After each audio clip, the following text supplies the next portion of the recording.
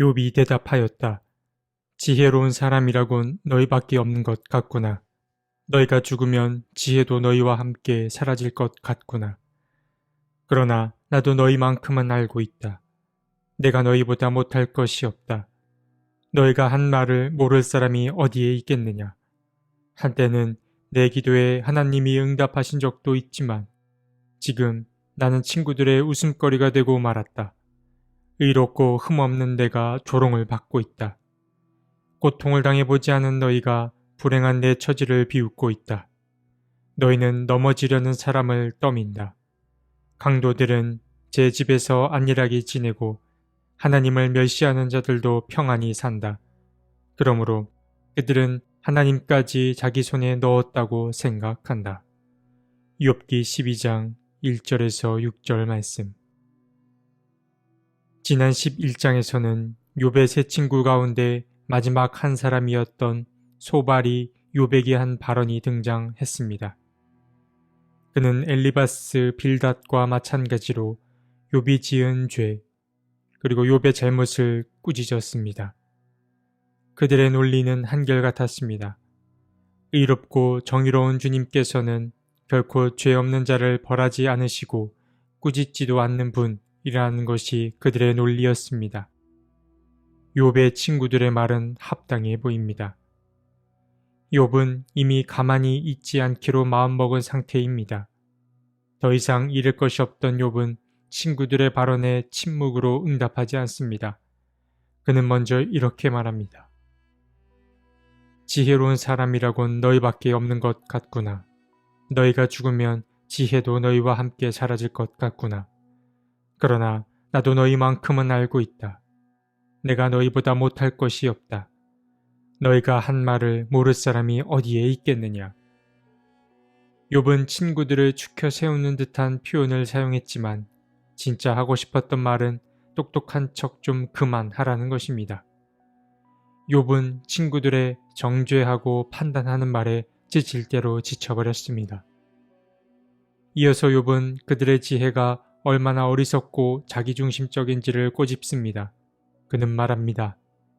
한때는 내 기도에 하나님이 응답하신 적도 있지만 지금 나는 친구들의 웃음거리가 되고 말았다.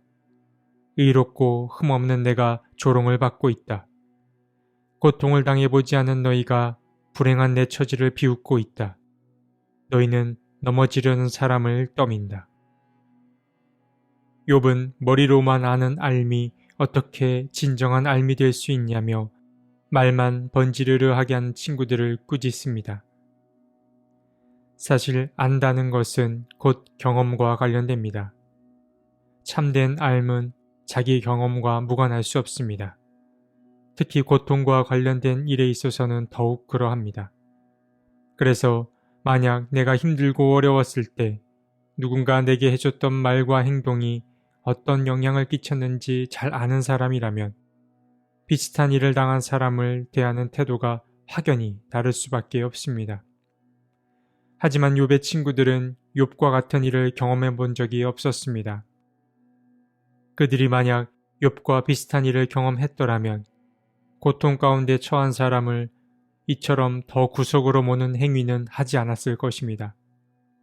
결국 경험이 부족했던 욥의 친구들은 욥의 고난을 자신들의 이성으로만 접근하였고 그랬기에 그들은 개의치 않고 욥을 재단하고 함부로 정죄했습니다. 사실 남들과 분리된 채 살아가는 우리는 아무리 애쓰고 노력해도 타인의 고통과 기쁨을 온전히 이해할 수 없습니다. 같은 처지가 된다는 것은 정말 어려운 일입니다. 한 가지 이야기가 떠오릅니다. 비를 맞는 한 사람이 있었습니다. 그리고 그 사람 곁에 우산을 쓴 다른 한 사람이 있었습니다. 우산을 들고 있는 사람은 비를 맞는 사람을 어떻게 도우면 좋을지 고민했습니다. 그는 곧 결정을 내렸는데 비를 맞는 사람과 함께 우산을 쓰기로 마음먹었습니다. 참 따뜻하고 선한 행위입니다. 물론 요즘은 선행을 할 때에도 무척 조심해야 하는 시대가 되었지만 어쨌든 삭막해진 시대를 살다 보니 이렇게 작고 따뜻한 행위가 점점 그리워지는 게 사실입니다. 그런데 누군가 비를 맞고 있을 때 그와 함께 우산을 쓰는 것 말고 상대를 더 잘 이해할 수 있는 다른 방법이 있습니다. 그것은 무엇일까요? 바로 그와 함께 비를 맞는 것입니다. 우산을 함께 쓰는 것도 정말 훌륭한 선행입니다.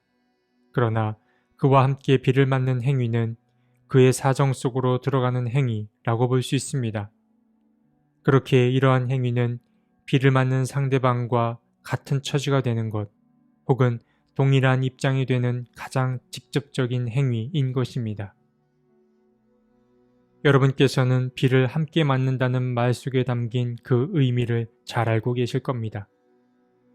우리가 누군가의 처지를 헤아리고 그와 같은 처지가 된다는 것은 결코 쉬운 일이 아닙니다. 우리는 상대방의 마음에 들어가 볼 수 없을 뿐더러 또 사람은 자기중심적인 경향이 강하기 때문입니다. 하지만 예수께서는 다른 일보다 가장 우선시했던 일이 바로 누군가의 처지를 헤아리는 일이었음을 우리는 잘 알고 있습니다.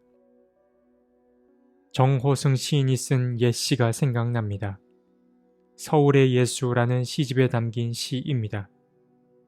그 시에는 서울에 계신 예수님이 등장하고 현재 그분의 기분은 좀 우울한 상태입니다.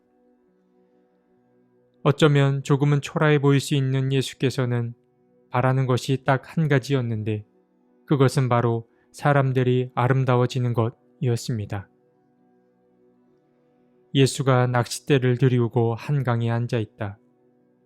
강변에 모닥불을 피워놓고 예수가 젖은 옷을 말리고 있다. 들풀들이 날마다 인간의 칼에 찔려 쓰러지고 풀의 꽃과 같은 인간의 꽃 한 송이 피었다 지는데 인간이 아름다워지는 것을 보기 위하여 예수가 겨울비에 젖으며 서대문 구치소 담벼락에 기대어 울고 있다. 욥의 고통은 자신이 왜 이런 고난을 당해야 하는 것인가와 관련된 것이기도 하지만 오늘 본문에서 드러난 욥의 더 큰 고통은 아무래도 공감의 부재와 관련된 것이라고 볼 수 있습니다. 욥의 친구들은 욥이 당한 고난의 무게를 경험한 적이 없습니다. 그래서 욥의 마음을 결코 헤아릴 수가 없습니다. 결국 욥이 느낀 공감의 부재는 친구들이 경험한 경험의 부재와도 연결되는 것입니다. 정도의 차이는 있겠지만 우리는 누구나 욥의 처지가 될 가능성이 있습니다. 물론 이미 힘겨운 일을 경험한 분도 계실 것입니다. 고난이라고 하는 것은 우리의 의지 밖에서 일어납니다. 그렇기에 누구도 교만할 수 없습니다. 사실 과거에 겪었던 고난과 상처의 경험을 떠올리는 게 쉽지 않습니다. 하지만 아픔이라고 하는 것은 무척 잘 다루어야 할 부분이지만 그러나 상처나 아픔처럼 우리를 괴롭혔던 갖가지 어려움은 때로 우리의 재산이 되기도 하는 것입니다. 욥기 12장은 우리에게 아픔의 경험이 누군가를 이해하는 좋은 가능성이 될 수 있음을 보여주었습니다. 배우고자 하면 모든 곳에서 배울 수 있습니다. 나의 지난 경험을 통하여 고통 가운데 있는 사람들이 다시 일으켜 세움을 받는 그런 아름다운 일들이 많이 일어났으면 참 좋겠습니다. 하나님, 지난 시간을 돌아보니 결코 쉬운 순간이 없었음을 깨닫습니다. 그래도 주님이 계셔서 그 어려움을 잘 극복할 수 있었습니다. 주님, 힘들고 어려웠던 순간들이 우리 마음에 날카로운 송곳으로 맺히지 않게 도와주시고 오히려 그러한 아픔과 상처의 경험들이 누군가를 이해하는 아름다운 열매로 맺어질 수 있게 도와주십시오. 아멘.